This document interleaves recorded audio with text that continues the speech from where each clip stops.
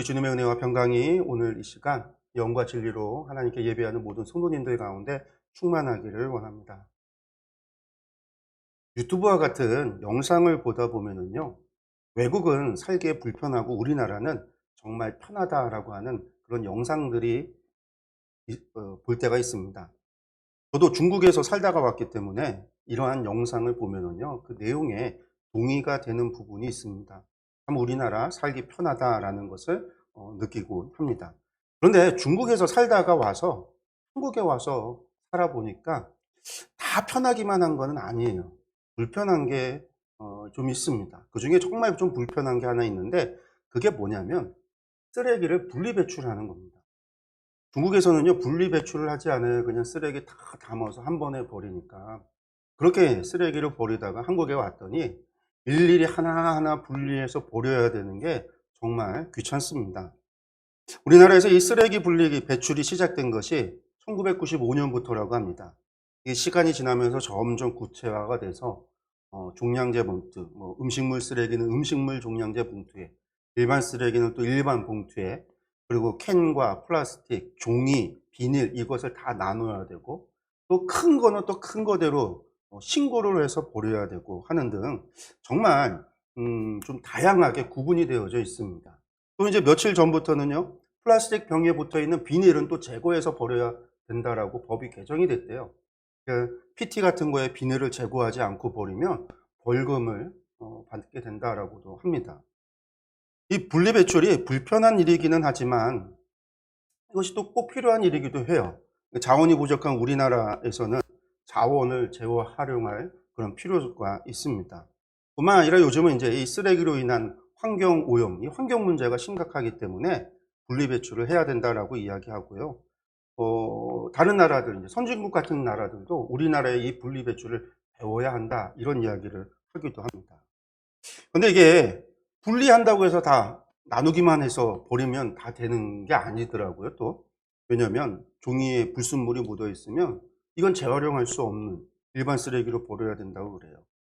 플라스틱에 남겨져 있는 음식물도 마찬가지고요. 그래서 이제 뭐 우유나 요구르트 이런 음료를 마시고 나면은요, 이걸 또 물로 다 씻어서 버려야지만 재활용을 할 수 있다라는 거예요. 그러니까 쓰레기도 재활용이 가능한 것과 또 그렇지 않은 것이 분리해야 된다라는 이야기입니다. 이런 쓰레기 분리 배출을 하면서 성경의 정함과 이 부정함을 좀 생각해 봤습니다. 우리는 회개할 때 여러분들 어떻게 회개를 하시나요?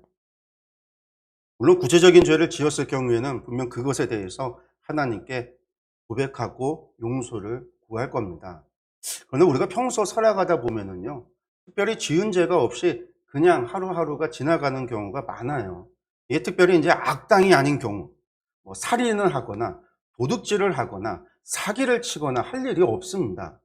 그냥 생각해 보면은요, 우리 인생 생활하다가 뭐 그냥 작은 거짓말 정도가 좀 큰 죄에 해당이 될 것 같고요. 친구와 싸운 일이라든가, 뭐 이웃과 다툰 일, 혹은 화를 참지 못해서 막 분노한 일, 이런 거 정도가 우리가 이제 하루하루 살아가면서 짓게 되는 죄가 아닐까, 그렇게 생각을 해봅니다. 또 이외에 생각해 본다면 뭐 마음으로 탐심을 갖거나 음욕을 품거나 혹은 마음으로 누구를 미워하고 질투하거나 하는 등의 죄일 겁니다. 이러한 것을 기도하실 때 여러분들 일일이 하나하나 고백하며 회개하십니까? 아마 그러지 않을 것 같아요. 저도 그러지 않았고요. 보통은 그냥 하나님 죄 용서해 주세요. 오늘 지은 죄 용서해 주세요. 이렇게 그냥 하나로 퉁쳐서 하나님께 용서를 구합니다. 그런데 이렇게 회개하는 것이 정말 옳은 방법일까? 여러분들 생각해 보신 적 있습니까? 구체적인 회개가 아니라 우리가 쓰레기를 그냥 다 합쳐서 한 봉지에 담아서 버리듯이 그냥 모든 죄를 그냥 합쳐서 그냥 퉁치듯이 회개를 하고 나면은요, 우리가 또다시 변하지 않은 삶을 살고 또 변하지 않는 회개를 매일같이 하고 있는 우리의 모습을 발견하게 됩니다. 여러분들 왜 그럴까요? 근데 여러분, 회개를 퉁쳤기 때문입니다. 구체적인 회개가 아니라 합쳐서 퉁쳤기 때문이에요. 그렇기 때문에 무엇을 회개했는지도 사실 몰라요. 그 얘기는 내 삶에 있어서 무엇이 잘못인지, 무엇을 내가 바꾸어야 하는지, 무엇이 내가 변화되어야 되는지를 모른다라는 거예요. 그러니까 삶의 변화가 없죠. 삶을 바꾸질 않아요. 잘못이 잘못인 줄 모르고 지나가 버립니다. 그렇다면 여러분들 어떻게 해야 할까요? 여러분들 회개를 구체적으로 해야 한다라는 거예요. 쓰레기를 분리배출을 하듯이 나의 삶의 죄를 분리해서 하나하나 하나님 앞에 구체적으로 고백하고 회개해야 합니다. 정함과 부정함을 나누듯이 하나하나 살펴서 구체적으로 하나님께 회개하고 그것을 내 삶에서 하나하나 제거하도록, 이것이 습관이라고 한다면 그 습관을 바꾸도록 해야 한다라는 거예요. 그래야 반복적이지 않게 됩니다. 변화의 삶을 살아갈 수 있습니다. 그러기 위해서 필요한 일은 나에게 있는 죄가 무엇인지를 먼저 아는 것이 중요합니다. 분리배출을 위해서 분리해야 하는 것이 무엇인지, 어떻게 해야 하는지 알아야 하듯이, 그리고 내가 가지고 있는 쓰레기가, 내가 가지고 있는 부정함이, 나한테 있는 죄가 무엇인지를 살펴야 한다라는 것이죠. 이 과정이 우리에게 필요합니다. 그렇습니다. 성경의 부정함과 정함에 대한 규례가 바로 이러한 규례입니다. 구체적으로 무엇이 부정하고 무엇이 정한지를 우리에게 알려줍니다. 우리 삶에서 구체적으로 제거해야 하는 것이 무엇인지, 성별, 구별해야 하는 것이 무엇인지, 그래서 우리가 회개해야 하는 것이 무엇인지를 알려주는 겁니다. 그렇게 이 말씀들은 그저 과거의 말씀, 이제 필요 없는 율법이 아닙니다. 오늘 우리가 주의해서 보고 우리도 반드시 알아야 하는 말씀입니다. 여러분들, 오늘 본문은 우리가 지난주에 이어서 시체로 인해 부정해졌을 경우에 해당하는 정결법에 관한 말씀입니다. 그리고 본문을 보면 시체를 직접 만진 자뿐만이 아니라 시체가 장막에 들어간, 이 시체가 들어있는 그 장막에 들어간 사람이나 그 장막 안에 있는 사람, 또 뚜껑을 덮지 않은 그릇, 그 부정한 것을 접촉했던 사람들, 그리고 무덤을 만진 사람들, 여러분들 이 모든 것을 다 합쳐서 부정하다라고 말씀하고 있어요. 이 말은 결국 사람은 누구나 자기 의지와 관계없이 부정해질 수 있음을 보여줍니다. 여러분들 한번 생각해 보세요. 부정한 자가 만진 것을 내가 모르고 만졌다라고 한다면요, 그것이 어떻게 자기 의지로 것이라고 이야기할 수 있겠습니까? 내 의지로 된 게 아닌 거죠. 또 누가 갑자기 내 옆에서 죽었으면요. 이 말씀이 바로 직전에 있었던 고라당의 반란 사건, 15,000여 명의 사람들이 죽은 사건이죠.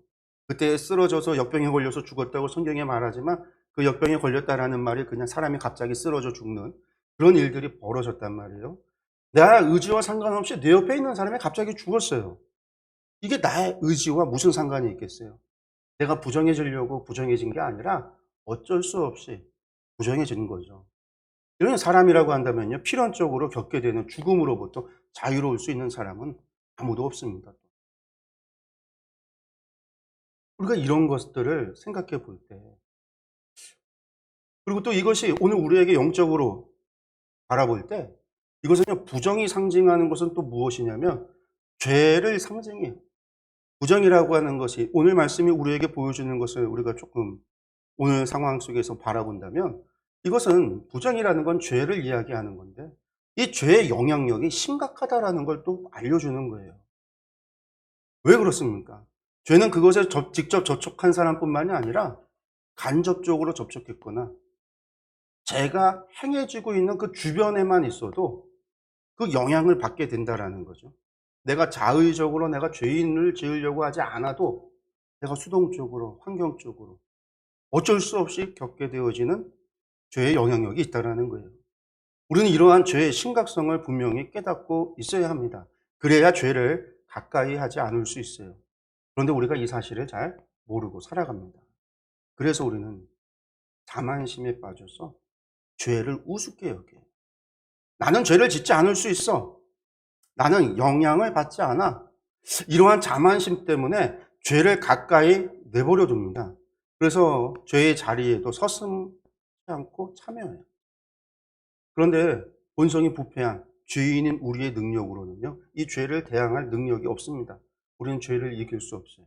우리가 죄에 사로잡히지 않는 최상의 방법은 죄를 멀리하는 것, 죄와 가까이 하지 않는 겁니다. 죄로부터 우리 자신을 구별하는 거예요. 그러므로 성도 여러분, 영적 자만을 버리고 죄의 자리에서 떠나시기 바랍니다. 죄를 가까이 하지 마십시오. 죄와 가까이 할 때 우리가 알지 못하는 사이에 멸망의 자리에 서게 된다는 사실을 기억하시기 바랍니다. 성도 여러분, 우리가 이 세상 사는 동안에는 죄로 인한 부정으로부터 완전히 자유로울 수 없습니다. 우리가 아무리 경계하고 또 조심해도 우리는 죄의 영향 가운데 존재해요. 죄의 영향을 받는다라는 사실을 또 부정할 수는 없습니다. 여기에서 우리가 날마다 순간마다 우리 자신을 돌아보고 회개해야 할 이유가 있는 거죠. 내가 아무리 경계하고 구별하고 성별한다 할지라도 우리는 이 영향력에서 벗어날 수 없기 때문에 회개해야 된다라는 거예요. 그렇습니다. 최대한 죄를 멀리해야 하지만 그럼에도 우리가 여전히 죄의 영향 가운데 살아가기 때문에, 그렇기 때문에 예수 그리스도와 십자가의 은혜를 의지하고 지속적인 회개의 삶을 살아가야 한다라는 겁니다. 그런데 여러분, 오늘 말씀을 통해서 우리 자신의 회개의 삶을 되돌아봄이 있기를 바랍니다. 나의 회개는 올바른지도 점검하는 시간이 되기를 소망합니다. 우리가 정결하고 거룩하기를 원하시는 하나님께서는 독생자 예수 그리스도를 우리에게 보내주셨습니다. 우리가 거룩하기를 원하시는 하나님의 그 마음, 그것을 깨닫는 복된 시간이 되기를 간절히 축원합니다. 말씀을 좀 자세히 들어가 보겠습니다. 먼저 11절의 말씀입니다. 사람의 시체를 만진 자는 이레 동안 부정하리니. 아멘. 하나님께서는요, 시체를 만진 자를 부정한 자로 규정하십니다. 여러분들, 이것은 이미 레위기 11장에서도 말씀하신 바 있습니다. 그런데 시체를 만진 자가 부정하다라는 것은요, 다른 말로 시체가 부정하다라는 뜻이에요. 그렇다라고 한다면 왜 시체를 부정하다라고 말씀하고 계실까요? 여러분들, 그것은 죽음이 죄의 결과이기 때문입니다. 성경은 죽음이 죄로 인하여 받는 대가라고 분명하게 말씀합니다. 그래서 사도 바울은 로마서 6장 23절에서 죄의 삭은 사망이요라고 말씀합니다. 그런데 여기서 우리가 생각해 볼 것이 있죠. 성경은 죄의 삭은 사망이라고 말합니다. 여기에서 죄에 대해서 구분하고 있지 않아요. 큰 죄와 작은 죄, 무거운 죄와 적은 죄, 죄의 경중을 따지지 않는다라는 거예요. 세상의 법정은 모든 죄의 경중을 따집니다. 그래서 그 크기나 무게에 따라서 처벌이 달라져요. 어떤 경우에는요, 그냥 훈방 조치로 끝나기도 하고요. 어떤 경우에는요, 징역을 사는데 1년을 사는 경우도 있고 10년을 사는 경우도 있어요. 나아가 어떤 경우에는요, 사형까지도 있습니다. 그러나 성경은요, 이런 구분이 없어요. 모든 죄의 결과가 사망이라고 말씀하고 있습니다. 그런데 여러분 이 죄의 삭은 사망이다라는 말씀을 깊이 생각해 보신 적이 있으십니까? 우리는 살아가면서 알고 저지르는 죄도 있지만 사실 무의식적으로 저지르는 죄가 더 많이 있어요. 그리고 그러한 죄에 대해서는요, 사실 무덤덤해집니다. 그냥 무덤덤하게 지나가요. 왜 그럴까요? 그것은 우리가 죄의 심각성을 잘 모르기 때문인 거죠. 내가 의도적으로 하지 않은 것이라고 하면은요, 그냥 몰라서 그랬어 라고 말하면서 책임도 지지 않으려고 하는 게 우리들이에요. 마음으로 생각을 하는 것은요, 아예 죄로도 여기질 않습니다. 행하지 않았는데 그냥 내가 속마음으로 한 게 무슨 죄야, 이렇게 생각을 하죠. 그런데 죄는 아무리 작은 것이라고 할지라도요, 결코 소홀히 할 수 없습니다. 왜냐하면요, 모든 죄의 마지막은 삭은 사망이기 때문인 거죠. 모르고 한 죄든 마음과 생각으로만 한 죄든 작은 죄건 상관이 없습니다. 여러분들, 만약 거짓말 한 번 한 것으로 죽어야 한다라고 한다면 여러분은 거짓말을 하겠습니까? 친구에게 바보라고 해서 죽어야 한다라고 한다면 여러분들은 친구를 바보라고 놀릴 수 있겠습니까? 생각만으로 누군가를 미워해서 죽어야 한다라고 한다면 미워할 수 있겠습니까? 여자를 바라만 보고 마음으로 음란을 품으면 죽는다라고 이야기한다면 여러분들, 음란한 마음을 품겠습니까? 들키지만 않으면, 남이 모르면 괜찮다라고 할 수 있지만 그 모든 것을 알 수 있고 그 모든 것이 드러난다라고 한다면 여러분들, 그리고 그 모든 죄의 결과가 죽음이라고 한다면 여러분들 그 죄에 지을 수 있겠습니까? 그런데 여러분, 그 누구도 죄를 범할 수 없을 겁니다. 그런데요, 성경은 그렇다라고 말씀하고 있어요. 분명 죄의 결과가 죽음이고 우리의 죄를 심판하시는 하나님께서는 우리의 일생 전체를 다 알고 계시다라고. 아무리 은밀한 곳에 있던 생각과 마음으로 했던 이 모든 것을 알고 계시고 그 모든 것을 심판할 것이다라고 성경은 우리에게 말씀하고 있습니다. 그러나 우리는 죄 가운데 살며 죄를 짓고 있죠. 그러면서도 스스로 괜찮다 여깁니다. 여러분들 왜 이런 일이 벌어지고 있을까요?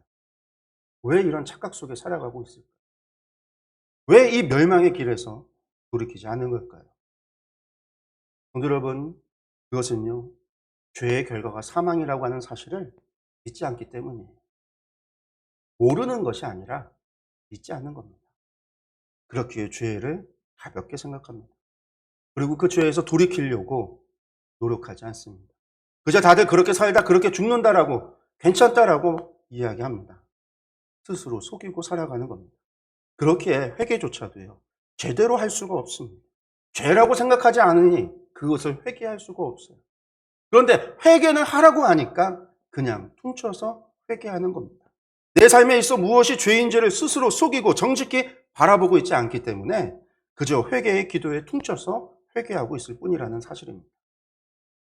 여러분들, 죄의 결과는 사망입니다. 여러분들 이 사실을 믿으시기 바랍니다.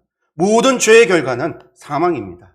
이 진리를 믿으시기 바랍니다. 거짓말의 결과가 사망이고 마음과 생각으로 범하는 죄의 결과도 사망입니다. 화내고 다투는 죄의 결과도 사망입니다. 미워하고 질투하는 것의 결과도 사망입니다. 욕하고 험담의 결과도 사망입니다. 아무리 작은 죄라 할지라도 사망을 피할 수 없음을 기억하시기 바랍니다. 오늘 말씀에서 시체를 만진 자 7일 동안 부정하다 말씀하고 있습니다. 그런데 이 7일은요, 회개의 기회이고 은혜의 시간입니다. 그저 가만히 있으면 자동으로 7일 후에 정결해지는 것이 아니라 이 7일 동안 하나님의 말씀대로 행할 때 정결해질 수 있습니다. 12절에서 13절 말씀을 한번 보겠습니다. 그는 셋째 날과 일곱째 날에 잿물로 자신을 정결하게 할 것이라. 그리하면 정하려니와 셋째 날과 일곱째 날에 자신을 정결하게 하지 아니하면 그냥 부정하니. 누구든지 죽은 사람의 시체를 만지고 자신을 정결하게 하지 아니하는 자는 여호와의 성막을 더럽힘이라. 그가 이스라엘에서 끊어질 것은 정결하게 하는 물을 그에게 뿌리지 아니하므로 깨끗하게 되지 못하고 그 부정함이 그대로 있음이니라. 여러분들, 시체를 만진 사람은 7일 동안 부정하다 이렇게 말씀하고 계시죠. 그렇게 이들은요, 이 7일간 격리됩니다. 그리고 그 7일 사이에 셋째 날과 일곱째 날에 앞서서 만들었던 이 붉은 암송아지의 죄로 만든 잿물로 정결례를 행해야 합니다. 그렇지 않으면 계속해서 부정하다 말씀합니다. 여러분들, 여기서 우리가 주목해야 하는 것은요, 이 잿물에 정결하게 하는 능력이 있느냐 없느냐가 아닌 거예요. 근데 여기에 초점이 아닙니다. 하나님의 말씀을 믿고 순종하느냐 순종하지 않느냐의 문제입니다. 하나님의 말씀에 순종하면 하나님께서 정결하게 하시고, 순종하지 않으면 하나님께서 정결하게 하지 않으시고 그냥 부정한 채로 내버려 두신다라는 이야기예요. 뿐만 아니라 그냥 두시는 것이 아니에요. 그들로 이스라엘 백성에서 뭐 하시겠다고요? 끊어버리겠다. 그렇습니다. 이는 잿물로 정결례를 행했느냐 안 했느냐 이런 문제가 아닙니다. 정결례를 안 하면 이스라엘 백성에서 쫓겨난다. 이 또한 이 말씀의 초점이 아니에요. 하나님을 믿지 못하고 하나님의 말씀에 순종하지 않으면 이스라엘 백성에서 쫓겨난다라는 이야기입니다. 그 순종해야 되는 내용이 정결례일 뿐인 거예요. 하나님을 믿지 못하고 하나님 말씀에 순종하지 않는 믿음과 불신, 순종과 불순종으로 이 말씀을 이해해야 합니다. 그러면 이 정결의 규례가 오늘 우리에게 주는 의미가 무엇인지를 우리가 알 수 있는 거예요. 오늘 우리도 하나님의 말씀에 순종해야 하니까 붉은 암송아지를 잡아 태워서 그 죄로 잿물을 만들어야 됩니까? 아니에요. 오늘 우리에게도 같은 것을 요구하는데 이것은 하나님을 믿고 하나님의 말씀에 순종하라라는 이야기입니다. 그리고 그것이 하나님의 백성으로서 살아가는 조건이에요. 하나님을 믿는 자가 하나님의 백성이고 하나님의 말씀에 순종하는 사람이 하나님의 백성이다라는 거예요. 그럼 오늘 말씀을 통해서 우리가 순종해야 되는 것이 무엇이냐? 붉은 암송아지의 잿물을 만드는 것이냐? 아니에요. 회개의 삶을 살아야 한다라는 이야기입니다. 오늘도 우리는 하나님께 죄의 기도를 드렸습니다. 오늘 예배 시간에 우리가 하나님 앞에 죄의 기도를 드렸어요. 그리고 제가 용서의 말씀을 여러분들에게 낭독했습니다. 여러분들 그 말씀이 요한일서 1장 9절의 말씀이에요. 만약 우리가 우리 죄를 자백하면 저는 미쁘시고 의로우사 우리 죄를 사하시며 모든 불의에서 우리를 깨끗게 하실 것이요. 이 말씀을 따라서 우리가 회개의 기도를 드렸던 겁니다. 그렇습니다. 오늘 우리가 회개해야 하는 이유가 여기에 또 있는 거예요. 우리가 죄로부터 정결케 되지 않고는 결단코 하나님의 백성이 될 수 없어요. 그 방법이 회개라는 거예요. 우리가 순종해야 되는 말씀이 바로 이 말씀이라는 거예요. 하나님 앞에 우리의 죄를 고백하고 하나님 앞에 회개하는 거예요. 그러니까 이 말을 다른 말로 바꾼다고 한다면 회개하는 사람만이 하나님의 백성이 된다라는 거예요. 회개하지 않는 사람은 하나님의 백성에서 끊어진다라는 거예요.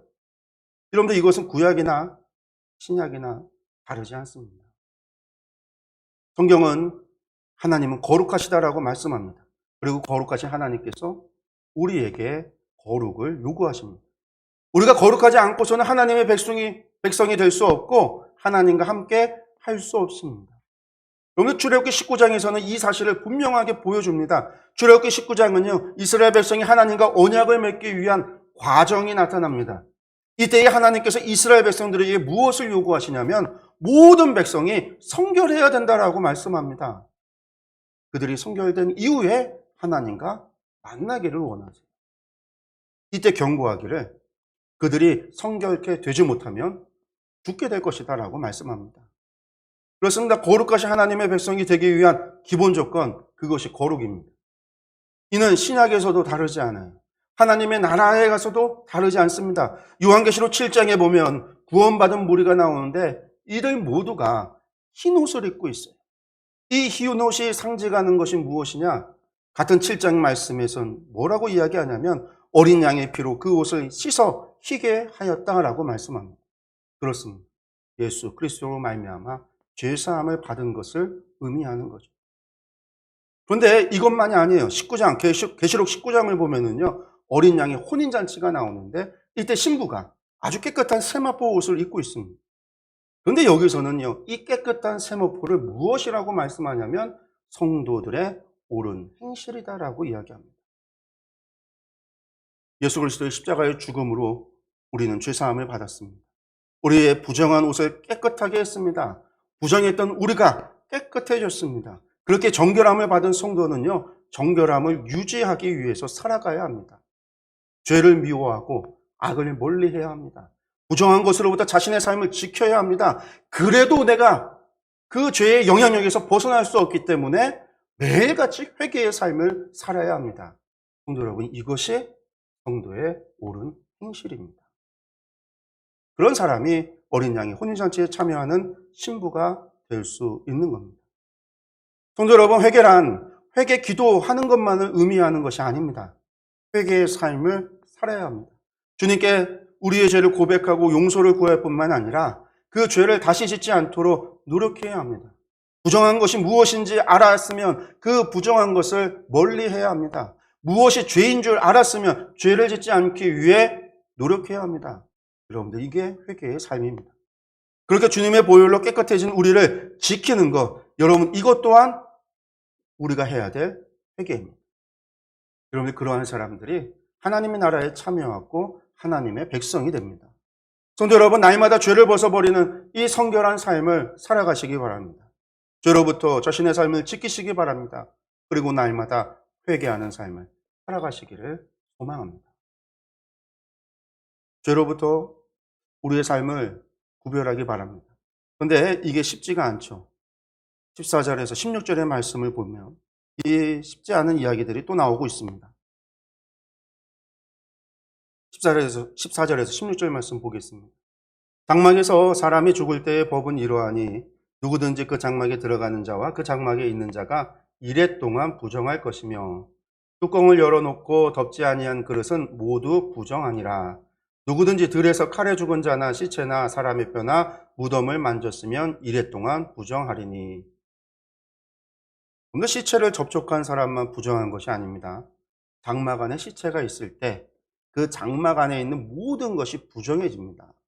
사람이 그 장막 안에 있거나 들어가면 시체를 만지지 않았어도 부정합니다. 만약 장막 안에 뚜껑 덮지 않고 열어놓은 그릇이 있으면 이 또한 부정합니다. 그런데 이 말이 무슨 의미입니까? 그 그릇을 정결하게 하지 않은 상태로 두었다가 이후에 누가 그 그릇을 만지게 되면요, 그 사람도 부정해지는 거예요. 그 안에 있는 사람이 부정해진 그 사람이 만지는 모든 것도 부정해집니다. 뿐만 아니라 시체의 무덤을 만진 사람도 부정해집니다.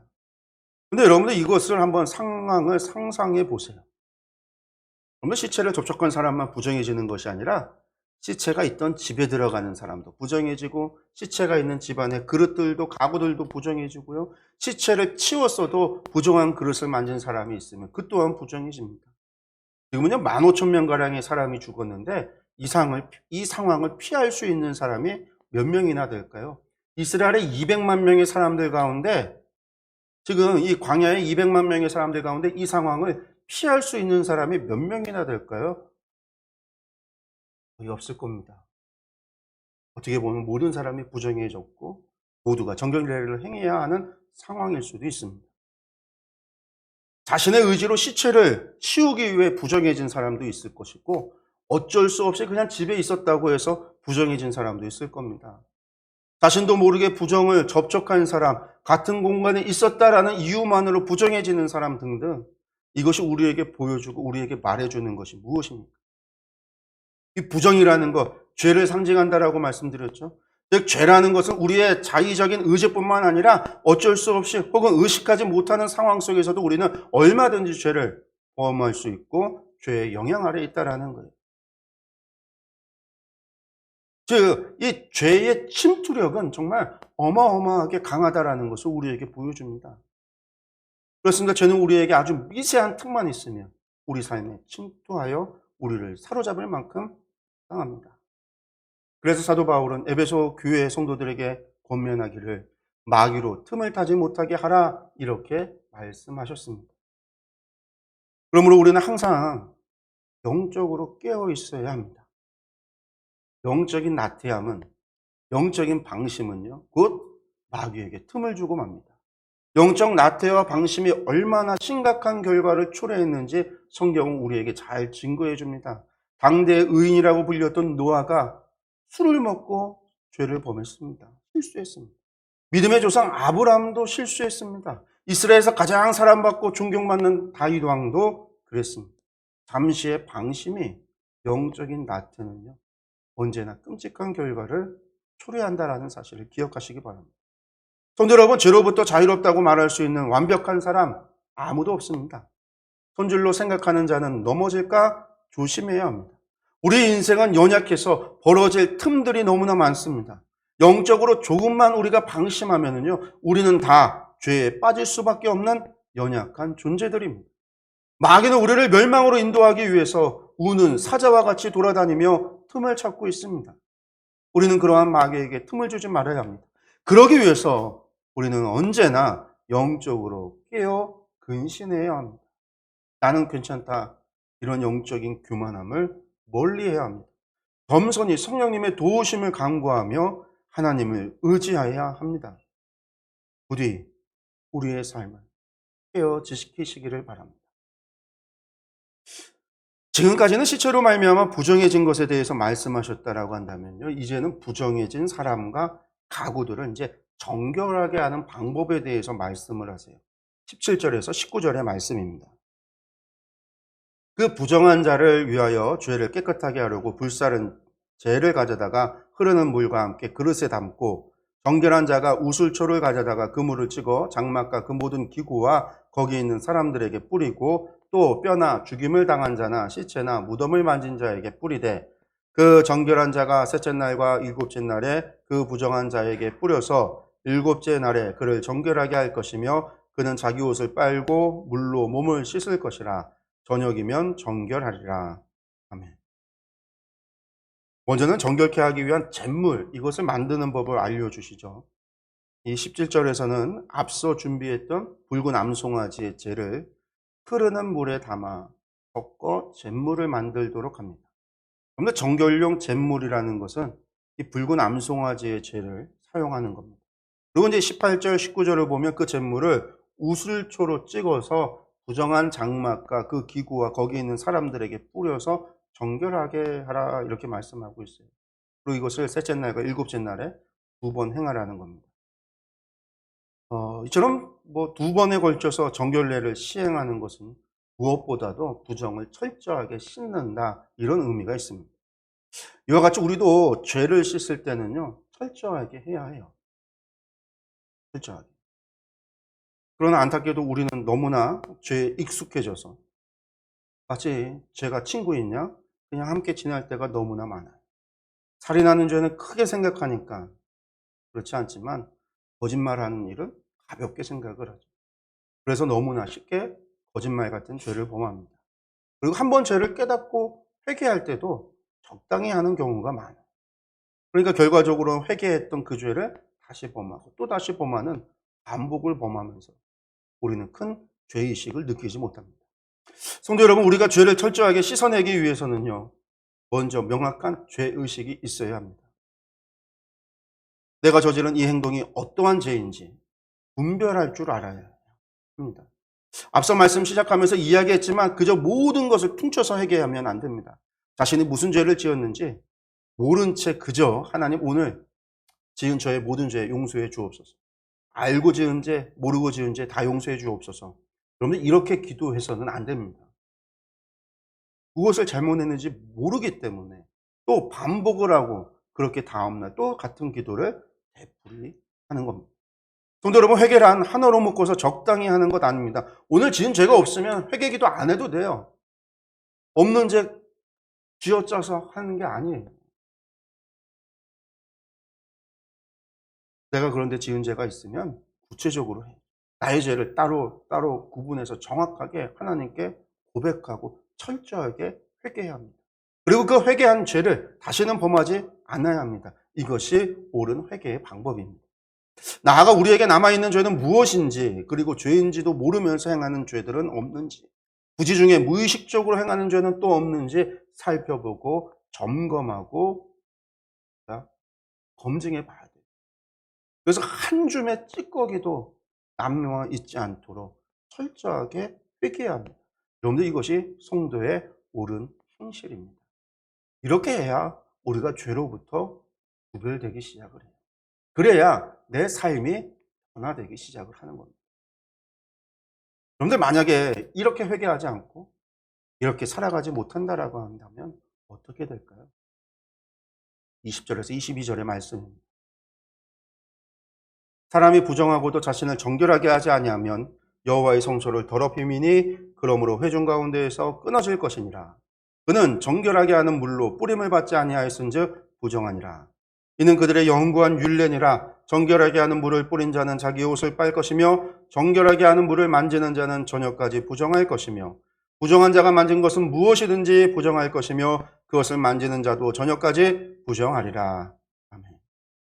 여러분들 그렇습니다. 사람이 부정하고도 자신을 정결하게 하지 않으면 회중 가운데에서 끊어질 것이다 라고 말씀하고 계십니다. 하나님의 백성이 되지 못한다라는 뜻이겠죠. 쫓겨난다라는 이야기입니다. 즉 회개의 삶을 살지 못하는 사람은 하나님의 백성 되는 자격이 없습니다. 하나님의 백성이 되지 못합니다. 하나님의 나라에 참여하지 못한다라는 겁니다. 성도 여러분, 이래도 회개하지 않겠습니까? 회개를 대충 하시겠습니까? 주일에 교회 가는 것으로 때우시겠습니까? 자신의 삶을 점검하지 않으시겠습니까? 오늘 하나님께서는 분명하게 우리에게 말씀하고 계십니다. 회개하지 않으면 하나님 나라에서 끊어질 것이라 말씀합니다. 이것이 영구한 율례, 영원한 법이라고 말씀합니다. 사랑하는 성도 여러분, 구약의 이스라엘 백성들은 하나님과 직접 언약을 맺은 사람들이었습니다. 세상에서 수많은 민족 가운데 그들은 택함을 받은 사람이었습니다. 그래서 그들은 스스로 선민이라 자랑했습니다. 그런데 그런 그들이 부정해진 상태로 회개하지 않았을 때 하나님께서는 그들을 하나님의 백성 가운데 끊어내셨습니다. 여러분들 이 사실을 기억하시기 바랍니다. 이것은 오늘날 우리라에서 예외가 아님을 보여주는 겁니다. 우리도 죄를 범하여 부정해질 수 있습니다. 이것은 누구도 예외일 수 없습니다. 그럼 우리가 예수의 십자가의 은혜를 의지하여 회개하지 않는다라고 한다면 하나님의 백성과 그의 나라에서 끊쳐질 수밖에 없습니다. 아무리 우리가 교회에서 어떤 봉사를 하고 어떤 신앙생활을 했어도 회개하지 않는다라고 한다면 마지막 날 주님을 만나는 그날에 우리가 주여 주여 외친다 할지라도 예수님께서는 내가 너희가 누구인지 도무지 알지 못한다. 우리를 알지 못한다. 이렇게 말씀할 겁니다. 그렇습니다. 회개하지 않는 사람은 결코 하나님 나라에 들어갈 수 없습니다. 이것은 하나님은 거룩하신 분이기 때문입니다. 거룩하신 하나님께서는 부정한 자를 가까이 할 수 없습니다. 그러므로 우리는 연약하여 전혀 죄를 짓지 않을 수는 없으나 그때마다 날마다 예수의 십자가의 은혜를 의지하여 신속하게 회개해야 합니다. 정직하게 회개해야 합니다. 구체적으로 우리의 죄를 고백하고 그 죄를 진심으로 회개해야 합니다. 퉁쳐서 하는 회개가 아닌 우리의 죄 하나하나를 회개하고 그 죄로부터 우리를 구별해야 합니다. 그리하여야 우리는 하나님 앞에 정결한 자로 설 수 있습니다. 성도 여러분, 오늘의 말씀을 마음에 새기고 회개의 삶을 살아 하나님 나라에 우리 모두 들어가기를 간절히 축원합니다. 성도 여러분, 회개의 삶을 살아갑시다. 기도하겠습니다.